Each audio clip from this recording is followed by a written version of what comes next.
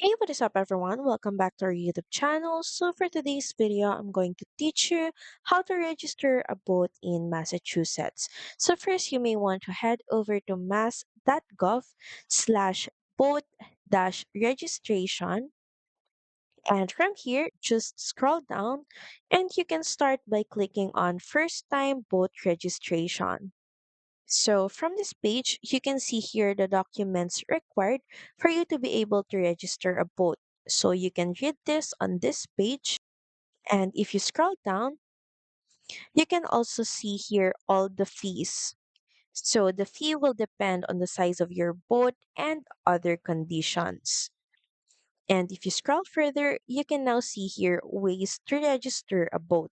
First is via in person. You can visit one of their five convenient registration offices. So you can click this link to view the offices. So here are the addresses and contact information of the registration offices that you can reach out, or you can also register by mail. All you have to do is first download this application file. Just click on this link, and from here, make sure that you fill out this application form.